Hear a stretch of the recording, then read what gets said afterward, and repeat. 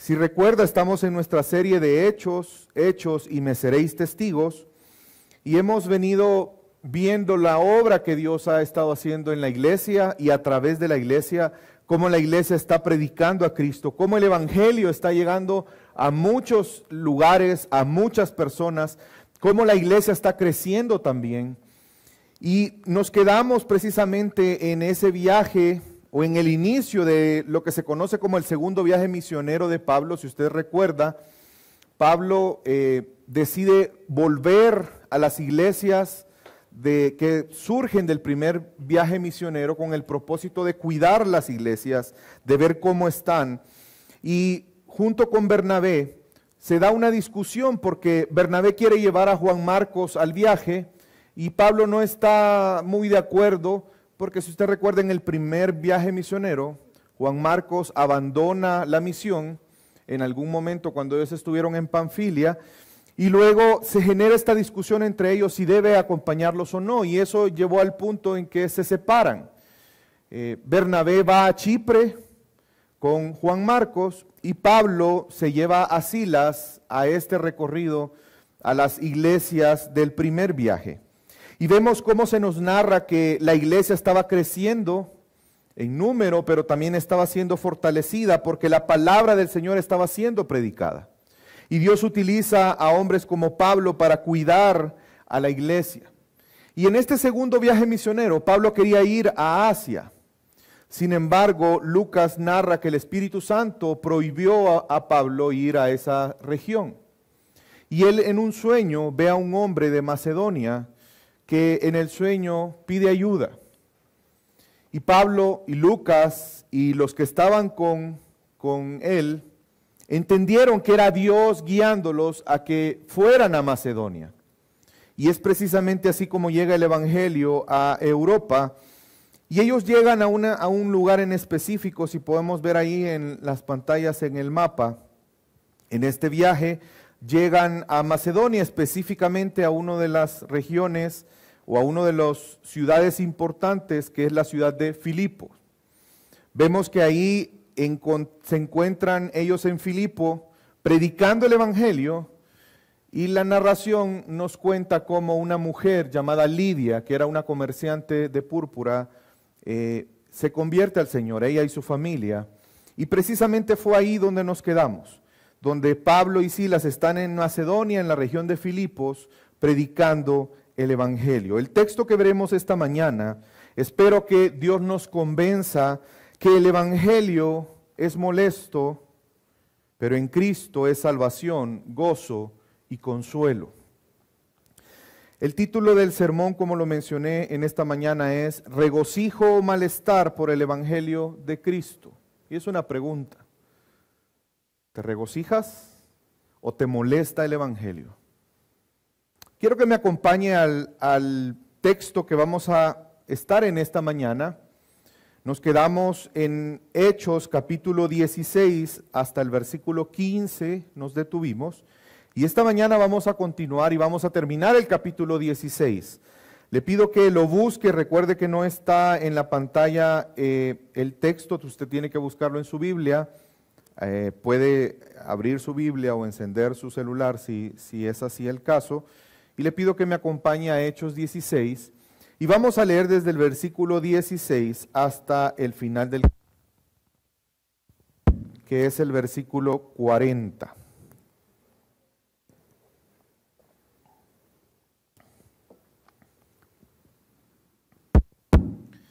¿Lo tenemos, hermanos? ¿Sí? Ok. Y sucedió que mientras íbamos al lugar de oración, nos salió al encuentro una muchacha esclava que tenía espíritu de adivinación, la cual daba grandes ganancias a sus amos, adivinando. Esta, siguiendo a Pablo y a nosotros, gritaba diciendo: estos hombres son siervos del Dios Altísimo, quienes os proclaman el camino de... Y esto lo hacía por muchos días. Mas desagradando esto a Pablo, se volvió y dijo al espíritu: te ordeno en el nombre de Jesucristo que salgas de ella. Y salió en aquel mismo momento. Pero cuando sus amos vieron que se les había ido la esperanza de su ganancia, prendieron a Pablo y a Silas y los arrastraron hasta la plaza ante las autoridades. Y después de haberlos presentado a los magistrados superiores, dijeron: estos hombres, siendo judíos, alborotan nuestra ciudad y proclaman costumbres que no nos es lícito aceptar ni observar, puesto que somos romanos. La multitud se levantó aún en contra de ellos, y los magistrados superiores, rasgándoles sus ropas, ordenaron que los azotaran con varas. Y después de darles muchos azotes, los echaron en la cárcel, ordenando al carcelero que los guardara con seguridad, el cual, habiendo recibido esa orden, los echó en el calabozo interior y les aseguró los pies.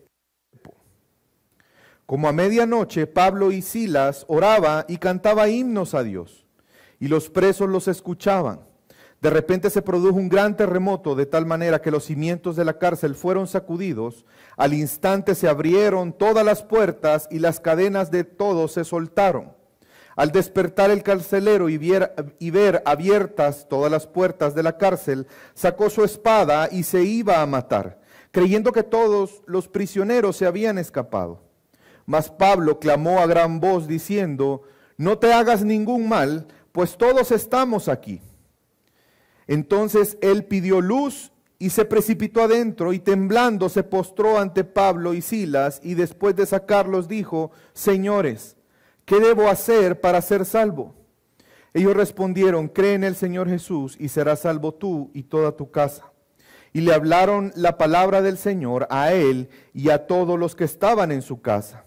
Y él los tomó en aquella misma hora de la noche y les lavó las heridas. Enseguida fue bautizado él y todos los suyos. Llevándolos a su hogar les dio de comer, y se regocijó grandemente por haber creído en Dios con todos los suyos. Cuando se hizo de día, los magistrados superiores enviaron a sus oficiales diciendo: suelta a estos hombres.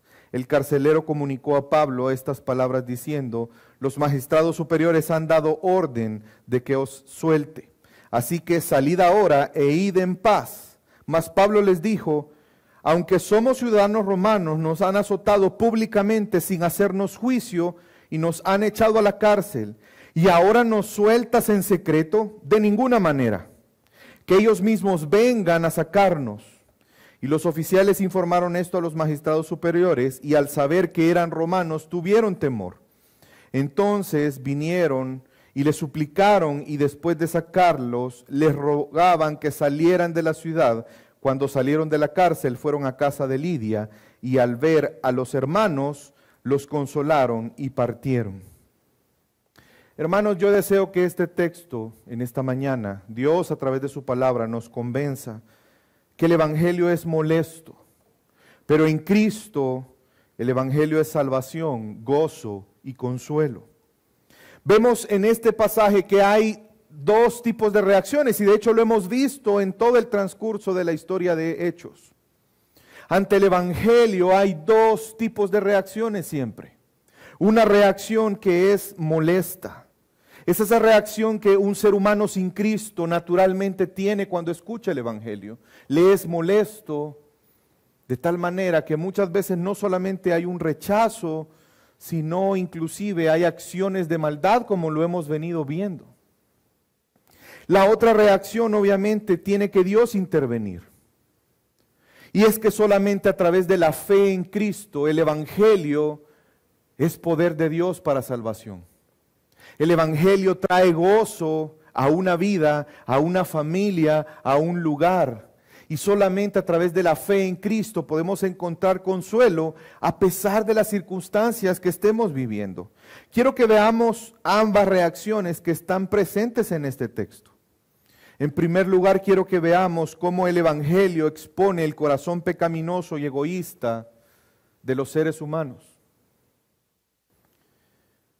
En el principio, cuando Dios creó a Adán, Él lo creó a su imagen, y eso implicaba que Él tenía voluntad, como lo hemos aprendido el día viernes pasado, antepasado. Nos dio una mente,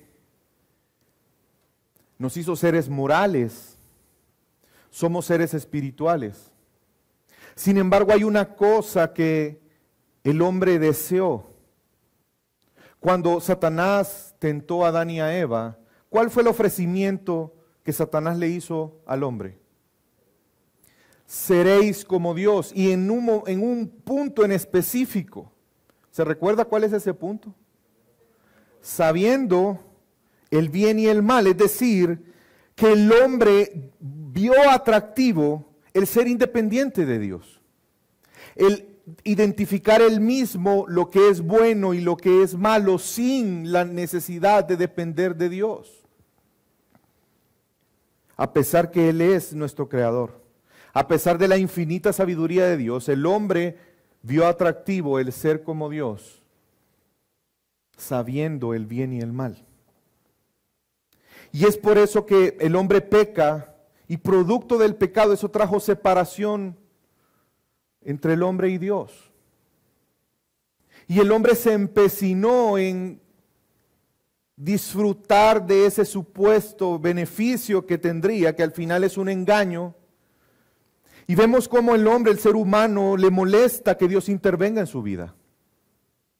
Vemos cómo la historia de la humanidad nos demuestra que el hombre piensa y cree firmemente que puede vivir plenamente sin Dios, que tiene la capacidad de vivir sin depender de Él, al punto de no reconocer a Dios, al punto de negar a Dios, no querer reconocer su propia condición delante de Dios, a tal punto de establecer su propia escala de valores, al punto de transgiversar la verdad. Y hoy en día, por ejemplo, se cree que la verdad es relativa, que cada uno puede construir su verdad. Ese es un reflejo de la arrogancia del hombre. Y es ese orgullo y esa arrogancia la que naturalmente hace que para el hombre la palabra de Dios, el Evangelio, sea molesto. Si no, recordemos lo que Pablo nos enseña en Romanos capítulo 1, hablando de la condición del hombre natural. Lo puede leer en la pantalla. Vamos a leer versículo 18 y luego nos vamos a mover al versículo 21-22. Porque la ira de Dios se revela desde el cielo contra toda impiedad e injusticia de los hombres, que con injusticia restringen la verdad. Pues aunque conocían a Dios, no le honraron como a Dios ni le dieron gracias, sino que se hicieron vanos en sus razonamientos y su necio corazón fue entenebrecido. Profesando ser sabios, se volvieron necios y cambiaron la gloria del Dios incorruptible por una imagen en forma de hombre corruptible, de aves, de cuadrúpedos y de reptiles. El hombre en su condición natural no honró a Dios, no fueron agradecidos con Dios. Y esa necedad se expresa en razonamientos vanos y en un corazón lleno de tinieblas. La necedad lleva al hombre a cambiar la gloria de Dios por gloria de cosas creadas, cosas corruptibles. El Evangelio es molesto, ¿saben por qué? Porque expone nuestro pecado. El Evangelio es molesto porque afecta mis intereses personales, afecta en la forma en que yo quiero vivir, afecta a mis ídolos, que muchas veces es el hombre mismo. Y por eso termina siendo molesto. Afecta a los que ama el hombre, todo lo que ama fuera de Dios. La idolatría misma. Y en este texto vemos ejemplos. Quiero que recordemos el primer ejemplo y es el de los amos de la joven esclava. Le pido que me acompañe, vamos a leer de nuevo el versículo 16. Y sucedió que mientras íbamos al lugar de oración, nos salió al encuentro una muchacha esclava que tenía un espíritu de adivinación, la cual daba grandes ganancias a sus amos adivinando. Esta, siguiendo a Pablo y a nosotros, gritaba diciendo: estos hombres son siervos de Dios Altísimo, quienes os proclaman el camino de salvación. Hermanos, una vez más vemos la autoridad de nuestro Señor. Como se los he dicho, no es cierto que hay una pelea entre el bien y el mal. el mal jamás va a vencer. Dios ya venció. Cristo ya venció en la cruz. Él es Señor de señores. Él tiene la plena autoridad. Sin embargo, sí vemos cómo constantemente el mundo y Satanás luchan y pelean y engañan y quieren destruir, mostrando esa oposición férrea contra Dios y su voluntad. Vemos que este espíritu de adivinación, que cuando usted ve el griego, ese espíritu de adivinación literalmente es un espíritu de pitón. De ahí viene el término pitonisa. ¿Lo ha escuchado? Y saben que es una referencia a una serpiente mitológica que se creía en la mitología clásica griega que cuidaba el templo de Apolo. Y se creía que habían mujeres a quienes esta deidad inspiraba, a las cuales les llamaban pitonisas, que eran mujeres, y les daba el don de clarividencia. Y de hecho era muy común que fueran las personas al tomar decisiones importantes, fueran y buscaran a las pitonisas para que les dijeran el futuro. Un paréntesis. Se parece un poco a lo que a veces hoy lastimosamente se practica, ¿verdad? Buscar que alguien me adivine el futuro. Bueno, quitemos la palabra adivinación porque hoy ya ha sido sacado, que me revele el futuro. No sé si a usted le llama la atención que esta mujer, que era una esclava, recuerde que en ese momento en Roma los esclavos eran cosas, no eran personas. Una persona esclava, la esclavitud en el contexto hebreo era diferente a la esclavitud romana. En el caso de Roma, un esclavo era una cosa, por lo tanto sus dueños podían disponer de la persona. De hecho no era considerado persona, es considerado cosa, así como una mesa, una silla. Usted no le pide permiso a una mesa para moverla, ¿verdad? Quizás el equivalente sería como un animal. Si usted tiene un perrito y tiene perritos, usted hace con los perritos lo que usted quiere, ¿o no? Porque usted es el dueño. Pues así trataban a los esclavos en Roma. Por lo tanto, todo lo que esta persona pudiera producir económicamente le pertenecía a quien era su dueño. Y vemos cómo tienen este encuentro y Pablo se molesta en contra de esta mujer. No le llamó la atención lo que la mujer decía. Parecía más cristiana que probablemente muchos cristianos, ¿verdad? Y uno se pregunta, ¿y por qué se molestó Pablo? Bueno, porque en realidad lo que se cree es que muy probablemente estaba tratando de este demonio confundir a las personas. Porque el término salvación en ese contexto, recuerden que están ¿en dónde? ¿En qué ciudad? Filipo. Era una ciudad cosmopolita. De hecho, era una ciudad donde había muchas personas de diferentes regiones, pensamientos. Habían muchas creencias respecto a la salvación. Y llegó un momento en que fue molesto para ellos porque de alguna manera era un estorbo. Y vemos que Pablo ordena en el nombre de Jesús que ese espíritu salga de la mujer. Y como sabemos, Jesús es Señor sobre todas las cosas. Y el espíritu sale de esta mujer. Cualquiera podría decir, ¿qué actitud vemos ante esta situación? Usted se imagina a una mujer esclava que estaba poseída por un espíritu y Dios le trajo libertad. Muchos consideran que ella después se convirtió al Señor. Sinceramente, y para ser fieles al texto, el texto no nos arroja un detalle que nos podamos afirmarlo, pero si usted se da cuenta, está entre la conversión de Lidia, esta narración, y la conversión del carcelero. Entonces muchos piensan que esta mujer al final terminó siendo parte de la iglesia de Filipo. Pero podríamos decir que alguien estaría, o la mayoría estarían contentos de ver el bienestar de alguien. Pero ¿cuál fue la reacción de los amos? molestia. Estaban molestos. ¿Por qué estaban molestos? Porque se les acabó la gallina de huevos de oro. De hecho, la palabra que utiliza ahí es la esperanza de su ganancia. Es como cuando usted invierte. ¿Para qué invierte? Porque usted espera, tiene una esperanza que va a tener una retribución de esa inversión. Pues estas personas veían en esta mujer una esperanza de ganancia constante. Acompáñenme, leamos el versículo 19. Pero cuando sus amos vieron que se les había ido la esperanza de su ganancia, ¿qué hicieron?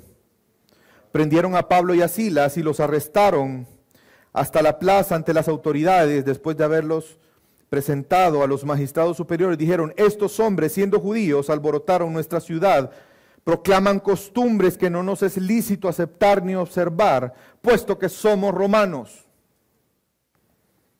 Fueron muy astutos. Si se dan cuenta, ellos a las autoridades no mencionaron nada del caso de la esclava, sino que buscaron una razón legal válida para acusarlos. La molestia es que perdieron la esperanza de la ganancia.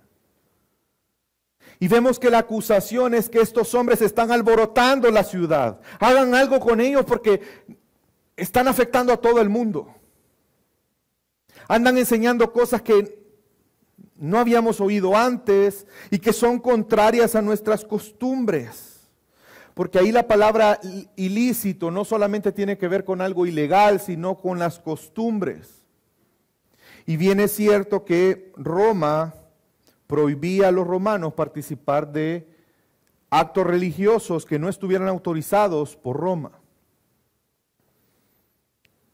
Hay una resistencia porque el Evangelio exalta la gloria de Cristo y establece una forma de vida contraria a las costumbres.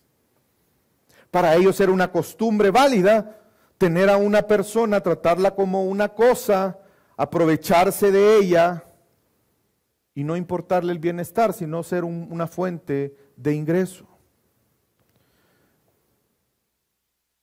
Y al mundo, hermanos, le sigue molestando el cristianismo.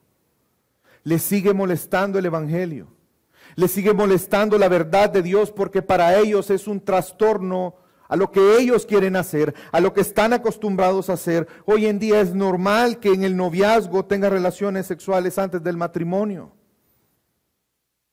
Y para un joven no creyente que tú llegues y le proclames el Evangelio y él entienda que tiene que dejar esa práctica pecaminosa, le va a molestar.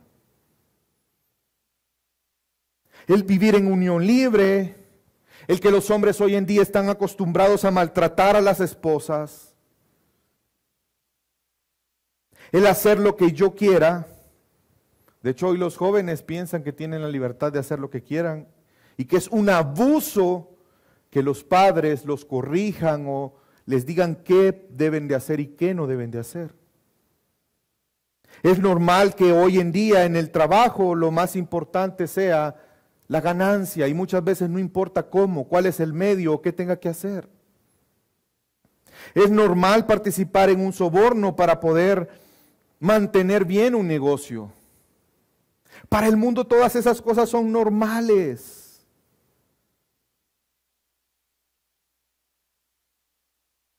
Por eso el Evangelio es molesto, porque toca nuestros intereses. Porque toca como seres humanos el ego que tenemos. El Evangelio es molesto, hermanos, porque expone el pecado del hombre. Y afecta a los intereses personales. Y afecta a lo que como seres humanos amamos fuera de Dios. Y veamos un segundo ejemplo rápidamente. No solamente vemos que hay una afectación en este caso con el ejemplo de la esclava, porque afecta los ingresos de los amos que ella tenía, sino vemos otro segundo caso. Y es estos hombres que buscan cubrir lo incorrecto para no ser afectados. Hermanos, existe una gran diferencia en reconocer un error, reconocer un pecado y arrepentirse a tratar de enmendarlo, incluso cubrirlo por el temor a ser dañado personalmente. quiero que leamos el versículo que narra, dice, cuando se hizo de día, lo pueden ver en las pantallas, los magistrados superiores enviaron a sus oficiales diciendo, suelta a estos hombres. Y el carcelero comunicó a Pablo estas palabras diciendo, los magistrados superiores han dado orden de que os suelte, así que salid ahora e id en paz. Cualquiera hubiera dicho, siendo Pablo, Silas, vámonos antes de que estos se arrepientan. Apúrate, vámonos.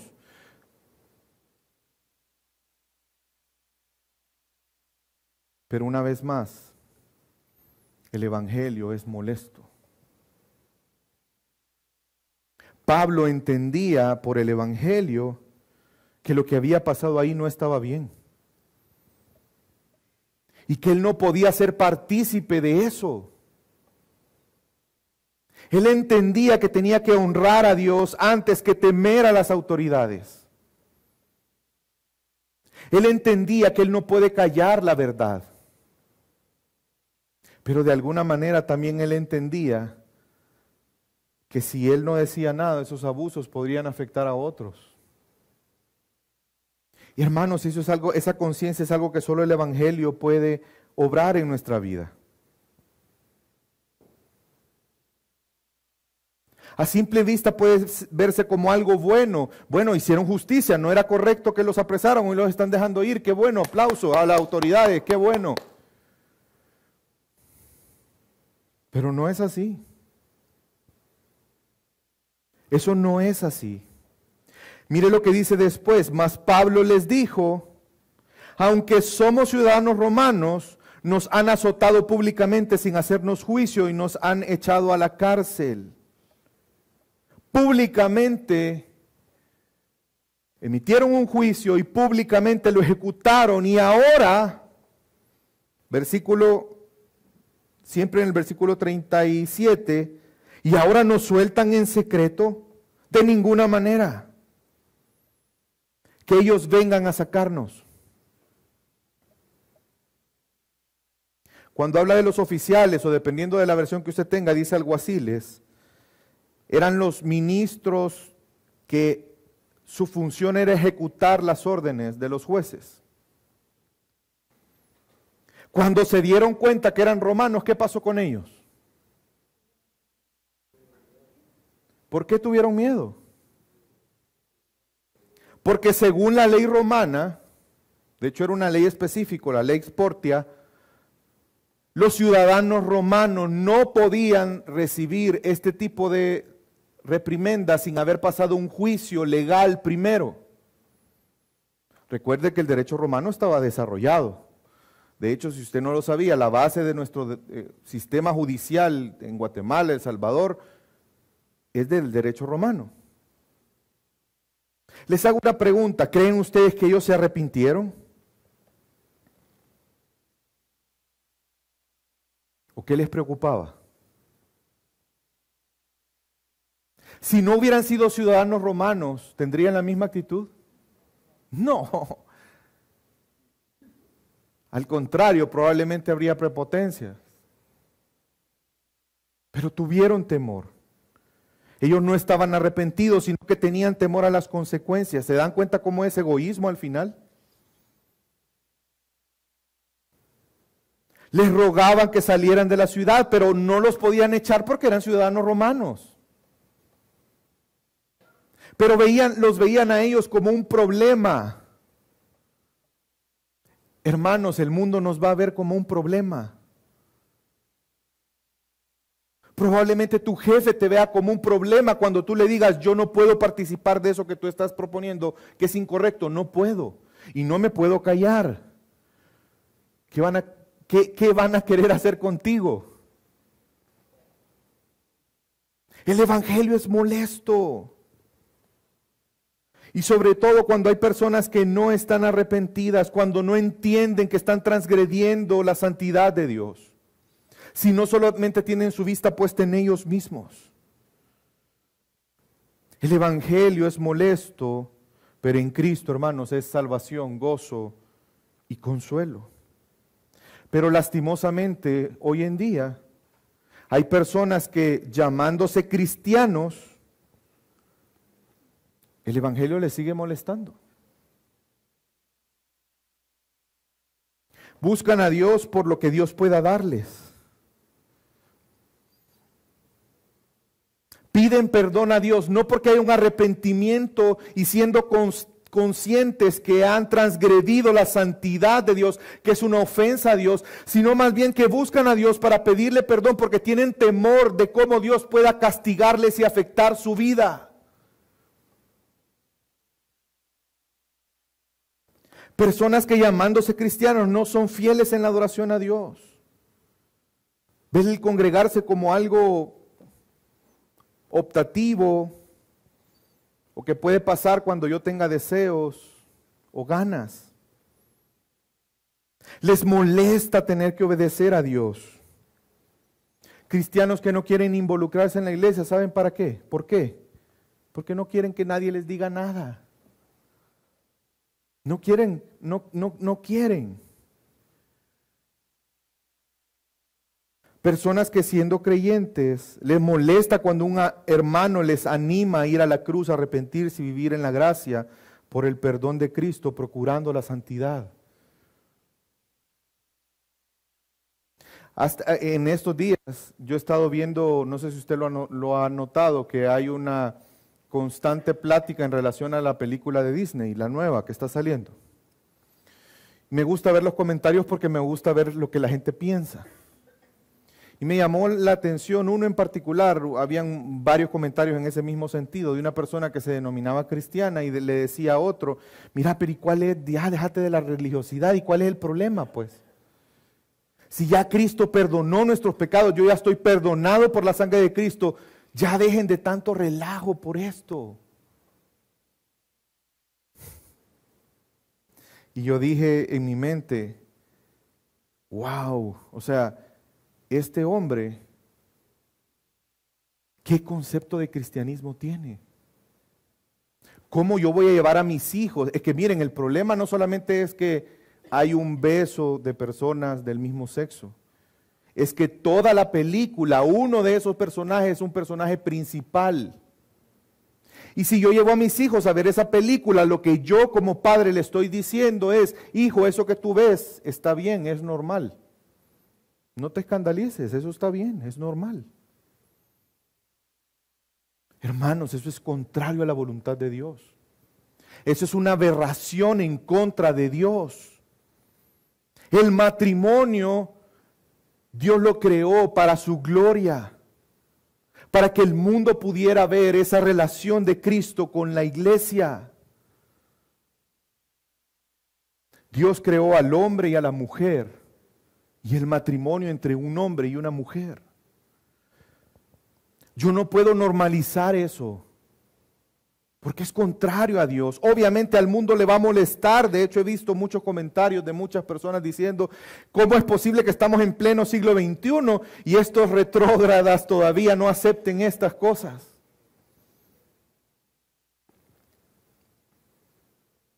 Es molesto muchas veces que desde el púlpito se nos recuerde la importancia de creer y vivir en base al Evangelio.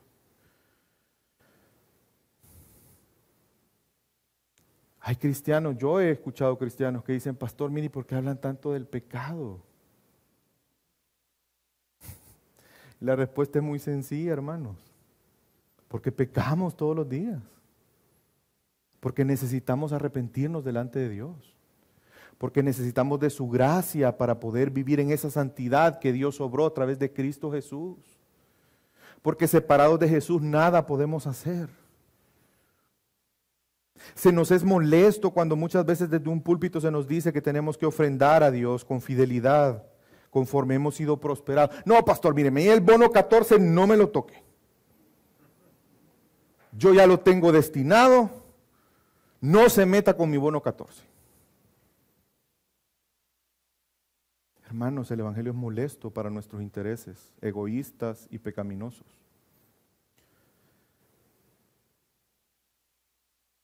Pero recordemos que al final estamos delante de Dios todos los días.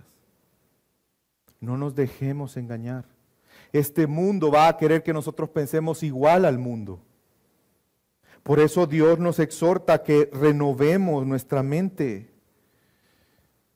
No os amoldéis a este mundo, no tomemos la forma de este mundo. ¿Nos van a ver como un problema? Sí, pero somos llamados a ser luz y sal en este mundo. Esa es la razón por la cual Dios nos ha dejado en este mundo. Jesús dijo, no te pido que los saques del mundo, sino que los guardes del mal.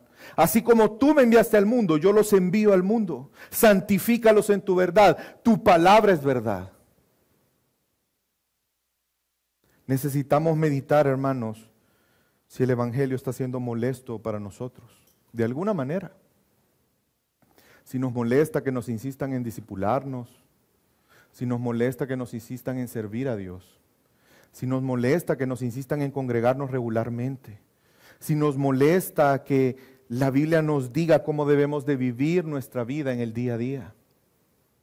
Si hay alguna área de nuestra vida a la que hemos cerrado al Evangelio y es molesto para nosotros, es un tiempo para meditar. Porque esa no es la voluntad de Dios. Si creemos en Cristo, debemos arrepentirnos de eso. Y vemos la segunda cara de la moneda, que es precisamente eso, que para poder cambiar esa enemistad en contra de Dios, en contra de su palabra, necesitamos nacer de nuevo. Necesitamos que nuestra mente sea renovada. Necesitamos un nuevo corazón, ese corazón que esté dispuesto a obedecer a Dios. Ese corazón que va a deleitarse en la ley de Dios, que no lo va a ver como una molestia. ¿Usted ha visto cuántas veces en los salmos se habla cosas hermosas de la palabra de Dios? Que es como miel a nuestro paladar, que es deleitosa para nosotros. Hermanos, el Evangelio es salvación, gozo y consuelo solo por la fe en Cristo Jesús. Y vemos que el Evangelio trae salvación y vemos un ejemplo aquí claro. Y cómo Dios obra a pesar de que muchas veces son afectados nuestros intereses personales para beneficio del reino de Dios. Cuando nuestra mente es transformada, ya no nos preocuparemos por nuestro beneficio propio, sino que aun cuando nuestros beneficios, nuestros intereses personales sean afectados, ¿saben qué? Nos vamos a gozar, porque la voluntad de Dios se está ejecutando en nuestra vida y a través de nosotros. ¿Qué hizo Lidia de forma automática cuando se convirtió? ¿Se recuerda? Los obligó a quedarse en su casa, puso su casa al servicio del reino de Dios. ¿Qué hizo el carcelero después de que cree y es bautizado? ¿Lo recuerda? Les lavó las heridas. ¿Ellos le pidieron que les lavara las heridas? ¿Alguien los coaccionó o surgió de forma natural en ellos? Es que es lo que el Evangelio hace en nuestra vida. Trae salvación, pero transforma nuestro ser. El Evangelio es una obra, una renovación de nuestro corazón, de nuestra mente. Y nuestras prioridades cambian y aun cuando podamos ser afectados personalmente, podremos gozarnos por la obra de Dios. No nos preocupará o nos molestará si tenemos que negarnos a nosotros mismos. No nos molestará el ser generosos en el reino de Dios. No nos molestará el ser cuidados y cuidar a nuestros hermanos. No nos molestará el servir a otros constantemente. Será un reflejo de la obra del Evangelio, esa obra que Dios está obrando en cada uno de nosotros. Pero esto, hermanos, solo es posible por la fe en Cristo Jesús. Vemos que, no sé si usted lo analizó, lo meditó. ¿Acaso el encarcelamiento de Pablo no tenía el propósito de que el Evangelio llegara a ese carcelero y su familia? Hermanos, les pregunto, unamos puntos. Ese carcelero escucha el Evangelio por lo que estaba pasando. Y vemos cómo Dios muestra su poder, su gracia, su amor, su misericordia. Pero a Pablo y a Silas, ¿qué hicieron con ellos antes de meterlos a la cárcel? Los azotaron con vara. ¿Ha visto usted una vara que cuando le hace...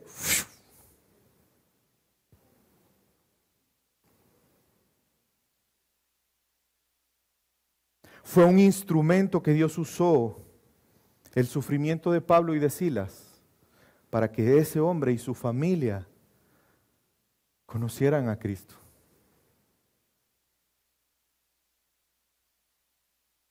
Es impresionante. De repente se produjo un gran terremoto, versículo 26, de tal manera que los cimientos de la cárcel fueron sacudidos y al instante se abrieron todas las puertas y cadenas de todos se soltaron. Al despertar el carcelero y ver abiertas todas las puertas de la cárcel, sacó su espada y se iba a matar creyendo que los prisioneros habían escapado, porque recuerde que el carcelero tenía la responsabilidad de cuidar a los presos. Y si se le escapaba uno, ¿saben con qué pagaba? Con su vida. Por eso no habían sobornos. O disminuían los sobornos. Él dijo, ya la regué, ya esto ya no tiene sentido, no se me escapó uno, se me escaparon todos.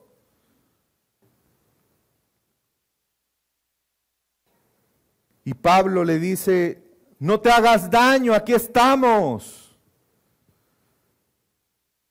¿Se da cuenta? ¿Era justo que ellos estuvieran ahí? Podrían haberlo visto como Dios quiere que nos vayamos. Así que miren, ¿no les impresiona eso? Ellos se quedaron ahí. Sabían que Dios tenía un propósito. Y es impresionante que la pregunta del carcelero, señores, ¿qué debo de hacer para ser salvo? Y aunque la respuesta pareciera simplista, pero es el Evangelio mismo. Debes de creer en el Señor Jesús y serás salvo tú y tu casa. Creer en el Señor Jesús implica creer quién es Él. Creer que Él es el Hijo de Dios, que Él es Dios, que Él es el Mesías, que solamente a través de Él hay salvación. Creer en Jesús no solamente es creer quién es Jesús, sino la obra que Jesús hizo. Esa obra de redención por la cual tú y yo podemos venir delante de Dios. Nuestros pecados pueden ser perdonados y podemos recibir una nueva naturaleza que nos haga venir a adorar delante de Dios. Sí es importante hacer una aclaración, porque muchas veces esta fórmula de serás salvo tú y tu casa, la hemos entendido como una promesa de Dios. No significa que si una persona cree, toda su casa va a creer porque una creyó. Si no, recordemos las palabras de Jesús. Yo he venido a traer espada. ¿Se recuerda? Y a poner enemistad entre padres e hijos. ¿Se recuerda de eso? Lo que Jesús estaba diciendo es lo que estamos hablando hoy. Cuando el Evangelio llega a la vida de una persona, aquellos que no creen en Cristo les va a molestar y va a generar división porque no van a querer estar contigo. Porque tú no vives como ellos, no participas de las cosas de ellos, entonces va a generar una división. Pero lo que les están diciendo los apóstoles aquí es que tanto tú como tu familia, si creen en Jesús, todos pueden ser salvos.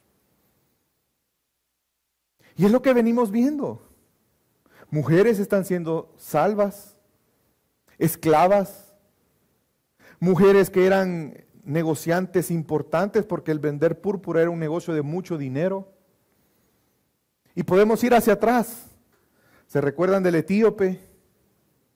Y tantos otros casos que hemos visto.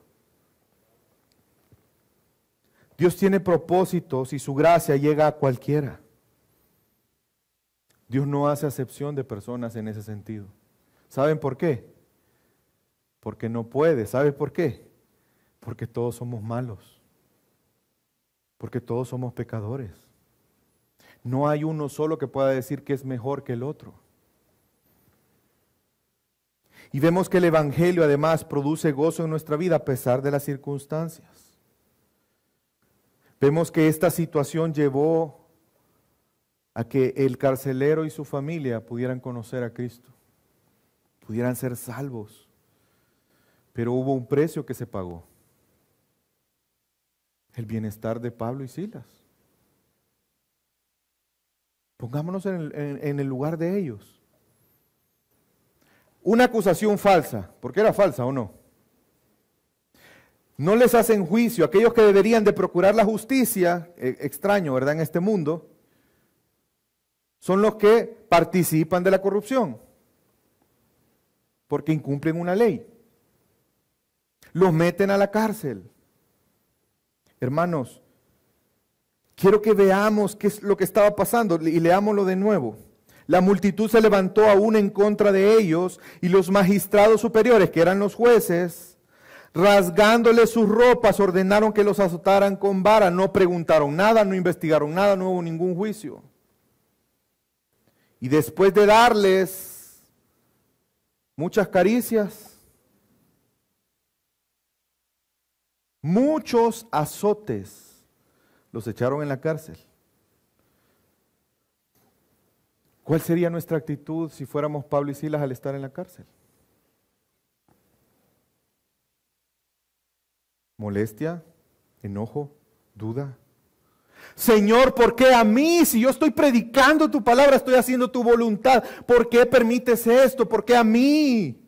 ¡Qué injusto!